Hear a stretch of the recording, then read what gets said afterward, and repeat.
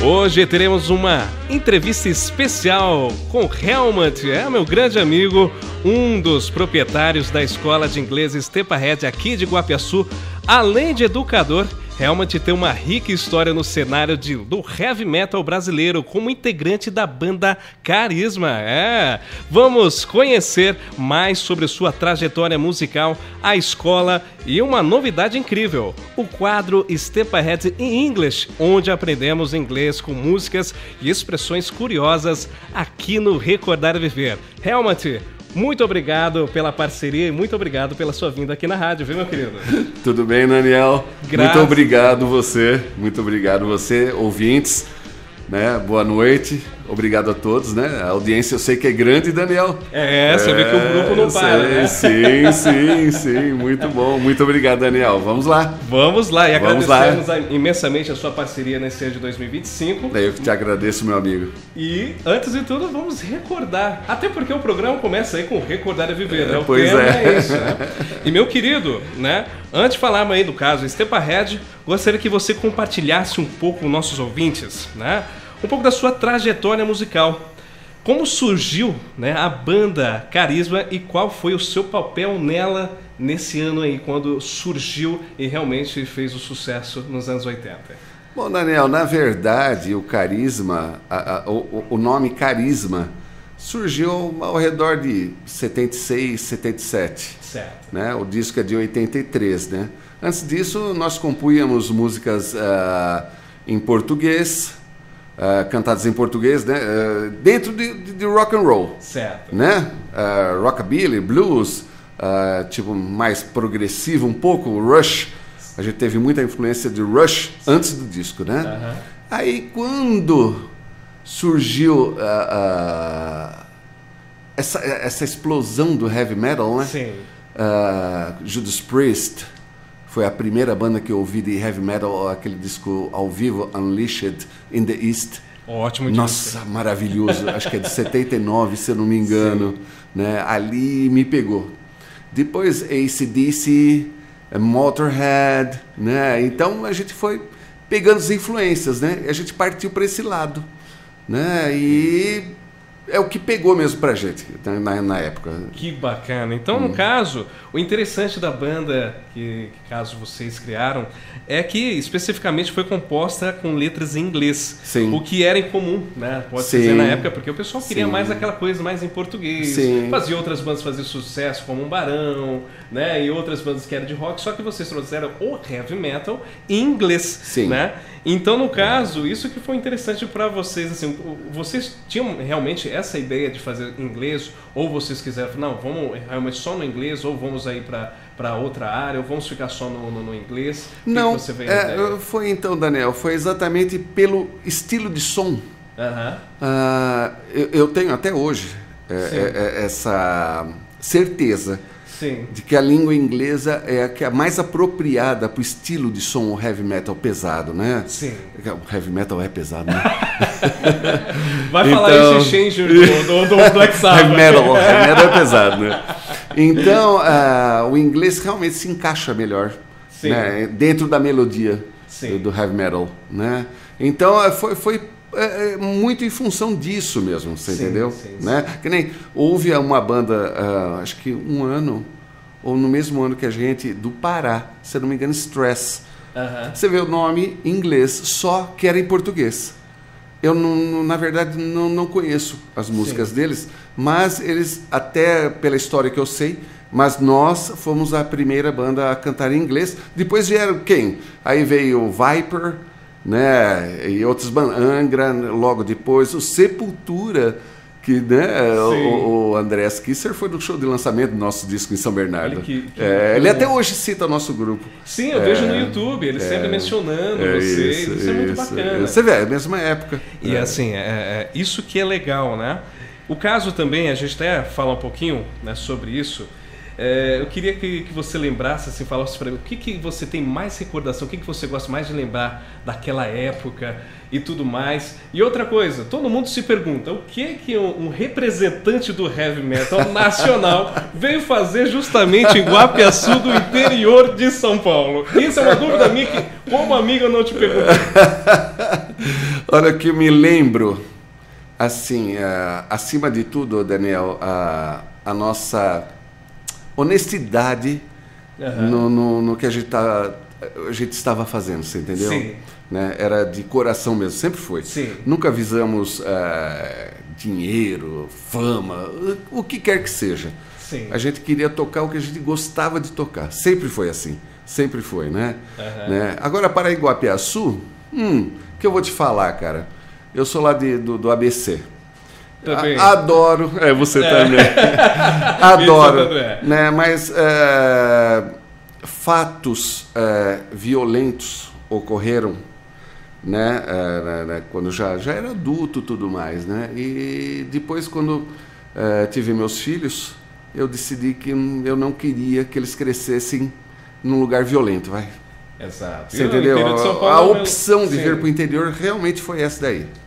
Você entendeu? Foi por causa disso daí mesmo, né? Uma qualidade de vida melhor. Entendi. Tenho vários amigos lá no ABC, sabe? Só que eu optei por isso, você entendeu? Sim, sim. É mais a questão de segurança. Exatamente, qualidade de vida. Exato. E não me arrependo o mínimo. Que legal, cara. Isso é muito bom. Até porque, né? Acho que depois foi um certo tempo da banda que no caso acabou. O seu irmão, no caso, ele também é aqui de Iguapiaçu, que foi integrante da banda também, né? Está aqui em Iguapiaçu, também é baterista, né? Nós começamos a aprender a tocar os instrumentos juntos, né? Ele na bateria e eu com violão, depois guitarra, né?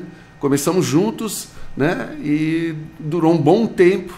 E quando ele parou, eu tentei ainda um pouquinho, mas me quebrou um pouco as pernas, cara. Sim, eu precisava dele comigo. Porque é aquela coisa, né? Qual duplas que tem alguns que não funcionam sem um com o outro? Exatamente. A gente vai ver aí que mesmo assim, a gente tem a menção aí de bandas gigantes que mesmo que, no caso, Simon & Garfunkel, a gente para pensar, eles não funcionam, assim, sinceramente eu acho que os dois juntos que funcionavam perfeitamente. Sim, com certeza. Então, Daniel, a partir do momento que sai aquela conexão, você se sente um pouco perdido. Né? Perdido, é verdade. Né? Tentei, claro, toquei com ótimos músicos também depois, né? Que são meus amigos até hoje, né? Mas, no fim, tudo bem. Ficamos nesse único disco, né? A ideia seria a continuidade, mas é o que aconteceu isso daí, Daniel. E olha, aqui estou na mão aqui do disco Helmet, né? Que no caso aqui encontramos essa raridade e temos aqui alguns bônus também nesse disco, porque no caso, Helmet, esse aqui foi um CD que no caso foi lançado recentemente, não faz muito tempo, acho que faz uns 2 anos. Sim. Aí no caso vem essas versões, esses bônus aqui seriam no caso ao vivo? Olha, tem ao vivo? Nesse CD aqui, que foi lançado o CD simples. Sim. E tem o duplo, que tem um lado que é ao vivo no Sesc, em São Paulo. Legal. Que, na verdade, eu não gosto muito. Tem muito, a gravação não é tão boa, tem muito erro. A gente tava meio bebaço. Seria admirável o roqueiro não gostar de uma bebida, né? O meu irmão, né, que eu consultei meu irmão, lança ou não lança? Ele falou, não lança, para mostrar como a gente era na época. Então tá bom. E as outras faixas bônus, elas são de ensaio. Entendi. Rehearsal. Sim. Ensaio na nossa garaginha lá que a gente ensaiava. Sim. Tem até uma qualidade legal. Mesinha de 8 canais, tudo, mas belezinha. E tem sons que eu gosto. Sim. Eu gosto, legal. Que bacana. E no caso, os minutos já foram aí, Emily, mas tudo bem. Vamos que vamos, a gente tem até as 8 horas para a gente ter muito papo aqui também. Juntei Helmet, eu falei, olha, a gente aqui para conversar 3, 4 horas. Tranquilo, Daniel, tranquilo. Meu caro. No caso, eu queria saber também, Helmet, no caso, como você mesmo disse, né, que olha, a gente teve que ir para a gravadora, foi uma gravação rápida. Como que foi a gravação desse disco? Como que foi a criação, né, do logo da banda? Quem eram as composições? Eram mais feitas por você? Se era todo mundo que participava? Como que funcionava? Sim, eu era o compositor principal, né? Tinha a participação do meu irmão na bateria, o Nelson, o baixista, né? Mas eu sempre fui o compositor principal da banda, né? Das Sim. músicas, né? A capa, quem criou foi o Sérgio Faccio, que era um grande amigo, né? Sim. Que no final se tornou padrinho do meu filho mais velho. Sim. Né? Que e legal. ele que criou essa capa, né? Nós gostamos, ele acompanhava a banda sempre, né? Sim. Em shows para montar equipamento, tudo mais, né? E foi isso daí então, Daniel, foi isso daí que rolou. Que bacana. Então, meu caro, é muito interessante a gente parar e pensar, né? Como os amigos que estão aqui conosco, nos escutando aqui no estúdio da rádio, lembrar e mencionar que vocês foram, assim, chegaram primeiros que muitas outras bandas que fizeram sucesso no heavy metal. Sim. Então isso Sim. assim, a gente está com uma referência aqui e no caso vieram à frente de Angra, à Sim. frente de Viper, Sim. né, e outras grandes bandas do heavy metal. Então, Sim. gente, quem conseguir pesquisar aí essa banda, quem não conhece, que eu sei que alguns amigos já conhecem, principalmente de Guapiaçu aqui também tem bastante, porque realmente conhece muitas pessoas daqui, mas conheça, é um trabalho muito legal, né? E esperamos aí, você falou que no caso, eu gostaria de voltar com alguma coisa. Por favor, viu, Helmut? Sim, não, Daniel, beleza. Só então, destacando, né, pertinente à sua pergunta, né? Sim. Realmente, o disco foi gravado em 13 horas.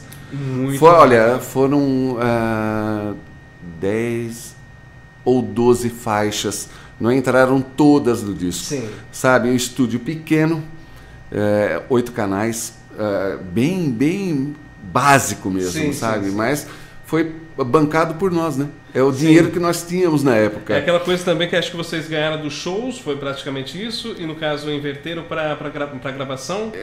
Basicamente isso, né? porque o show a gente corria atrás de tudo, né? Sim. Né? O lucrinho era só para pagar a conta e juntar um pouquinho para essas coisas mesmo, né? Sim. E no fim não tínhamos nem dinheiro para capa. Aham. Que aí que entrou a Baratos e Afins lá de São Paulo, uma loja super tradicional em São Paulo, na Galeria do Rock, né? O Luiz Calanca, ele entrou com a gente, ele pagou a capa e ficou com uma quantidade de discos em troca, você entendeu? Legal, né? legal. Né? Mas na época, o nosso disco chegou aí para fora.